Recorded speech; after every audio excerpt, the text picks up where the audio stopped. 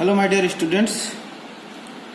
So after the break of few days I am back to my YouTube channel, and I am going to discuss a topics through video. So in the previous class I have already discussed about conductance and specific conductance. Now I am going to discuss about I will later give you molar conductance, but at first I am going to discuss about cell constant. প্রথমে আমি কোক ধ্রুবক Liam, কোক ধ্রুবক, cell constant. So তোমালোকে নিশ্চয় previous ভিডিওত এটা বস্তু পাইছিলা, রিলেশন পাইছিলা, kappa into 1/r into l/a, এইটো ৰিলেশনৰ পৰা আমি সেল কনস্ট্যান্ট উলিয়াম.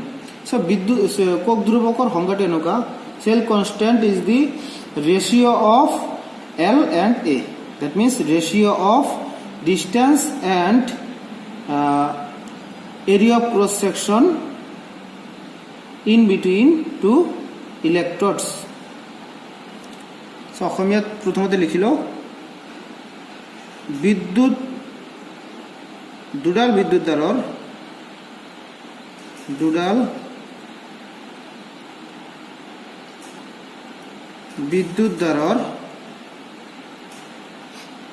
বিদ্যুৎ তাৰৰ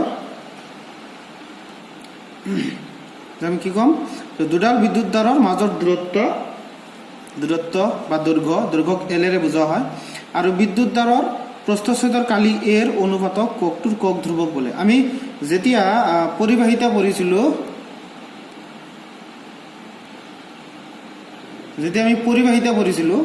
পৰিবাহিতাত এই এল আৰু এৰ বিষয়ে কোৱা হৈছে. তো দুডাল বিদ্যুৎ তাৰৰ মাজৰ দূৰত্বক এল বুলি কোৱা হয়, আৰু এৰিয়া ক্ৰছ সেকশন মানে কালি এ বুলি কোৱা হয়. তেতিয়া সেই দুটাৰ অনুপাতক কোৱা হয় কোকটোৰ কোক ধ্ৰুবক. Cell constant is the ratio of length L and area of cross section, that means a, between two electrodes. সেটা আমি এনেকৈ লিখিম, দ্যাট মিন্স কোক ধ্রুবক অর্থাৎ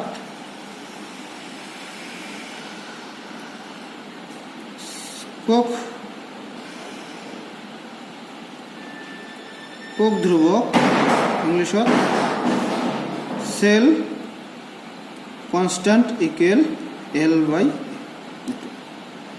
So we know that আমি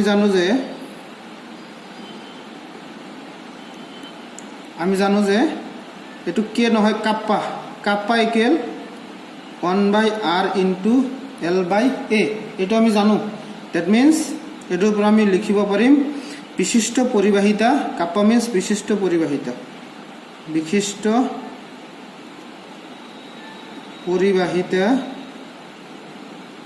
ইংলিশত লিখিলে কি কব, specific conductance. Specific conductance is equals to 1/r means 1 by কি রেসিস্টেন্স, রোধ means ইংলিশত কয় রেসিস্টেন্স ইনটু l/a মানে সেল কনস্ট্যান্ট. এইমাত্র পালো আমি, এটু কয় কোক ধ্রুবক, ইংলিশত cell constant.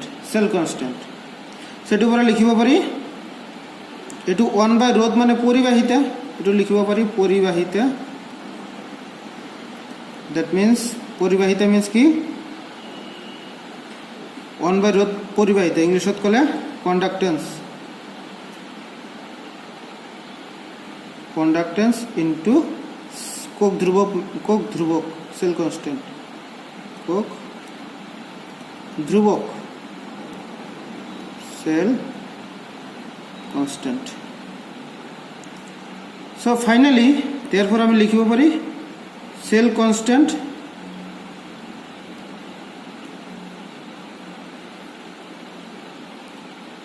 Cell constant equal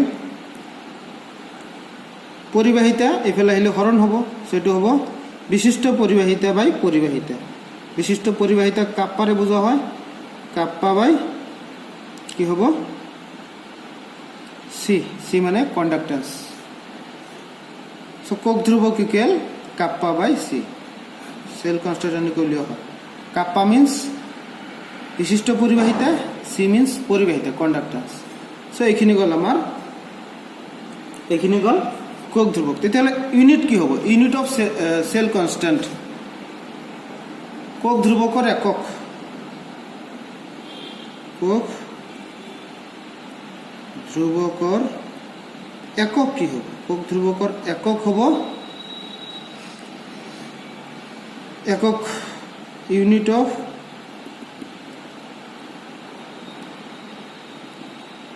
cell constant, এইটো হ'ব কাপ্পাৰ একক কি? আমি কাপ্পাৰ একক পাইছিলোঁ সিমেন্স পাৰ সেন্টিমিটাৰ। কাপ্পাৰ একক পাইছিলোঁ সিমেন্স, সিমেন্স পাৰ সেন্টিমিটাৰ বা পাৰ মিটাৰ ডিভাইডেড বাই পৰিবাহিতাৰ একক কি? কণ্ডাক্টেন্সৰ একক হ'ল সিমেন্স। সিমেন্স সিমেন্স কেঞ্চেল কৰিলে থাকিব সেন্টিমিটাৰ ইনভাৰ্স, অৰ লিখিব পাৰি মিটাৰ ইনভাৰ্স। সো এইটো হ'ল আমাৰ কোক ধ্ৰুবকৰ একক। এইখিনি হ'ল কোক ধ্ৰুবকৰ বিষয়। এতিয়া আমি পঢ়িম molar পৰিবাহিতা।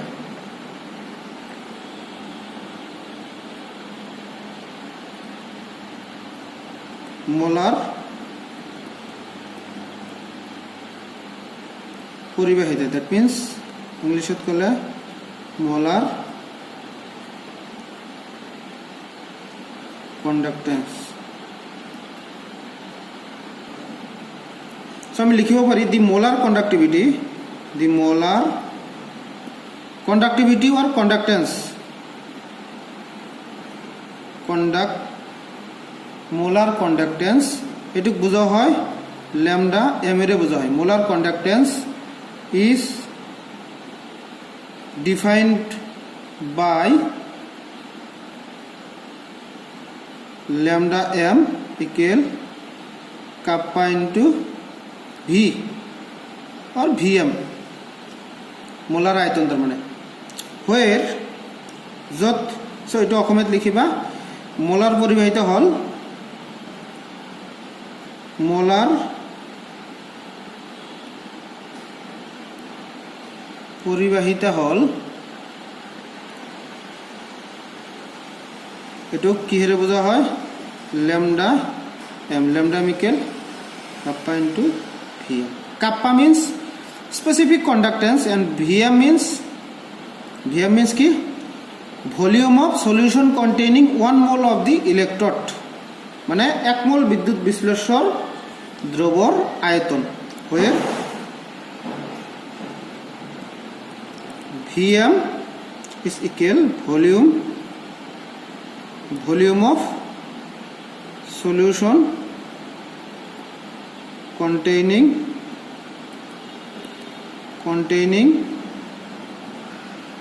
1 mole of the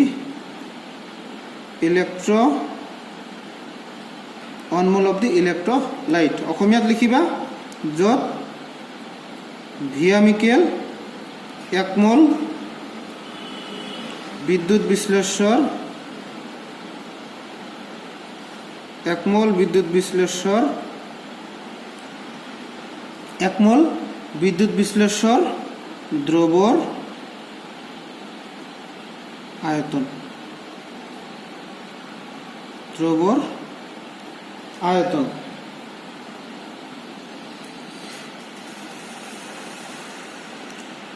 and if Cm is the concentration of electrolyte solution in moles per liter,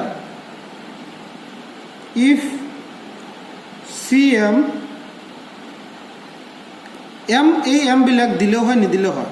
এইটো মোলাৰ কণ্ডাক্টেন্স বুজাৰ কাৰণে ইয়াতে ল্যামডা এম দিয়া হৈছে, ইয়াতে ভিএম এইটো পালস কি কয় মোলস বুজাৰ কাৰণে, ভলিউমটো 1 মোলৰ কাৰণে, তাৰ কাৰণে ভিএম দিয়া হৈছে। সো সিএম মানে concentration of 1 mole electrolytes. So Cm is the concentration of electrolyte solution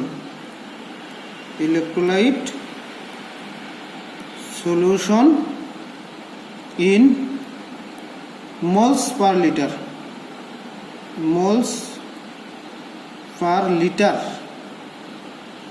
then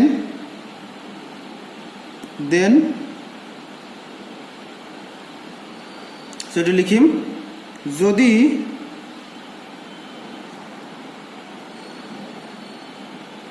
moles যদি 1 মোল বিদ্যুৎ বিশ্লেষণ থাকা দ্রবর আয়তন যদি Cm ইকুয়াল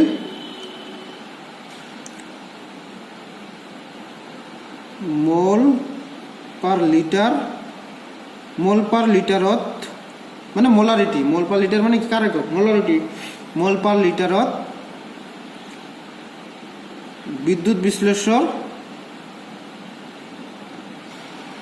বিশ্লেষণ দ্রবর গাঢ়তা হয়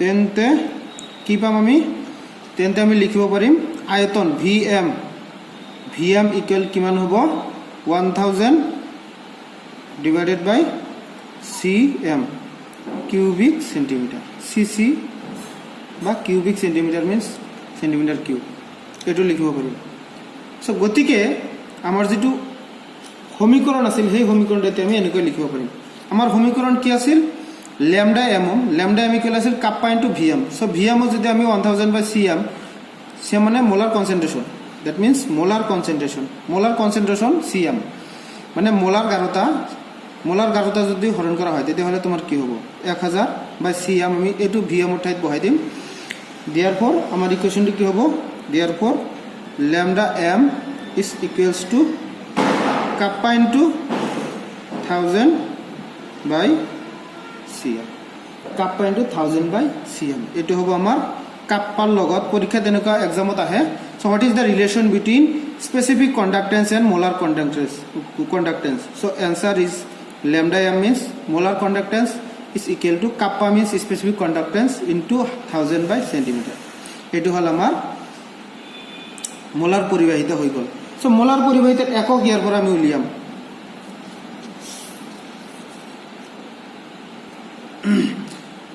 মোলার পরিবাহিতার একক কি হ'ব what is the units of molar conductance molar পরিবাহিতার একক এই যে অলবগত lambda m equal kappa into 1000 by Cm লিখিছিল হেতুৰ পৰা আমি যদি এককটো লিখো কি হ'ব হেতুৰ পৰা একক লিখিলে কাপ্পাৰ একক কি কাপ্পাৰ একক হল Siemens that means ohm inverse centimeter inverse into 1000 এর একক কি সেন্টিমিটার কিউব 1000 সেন্টিমিটার কিউব সেটা হবে কিউবিক সেন্টিমিটার ডিভাইডেড বাই Cm means mol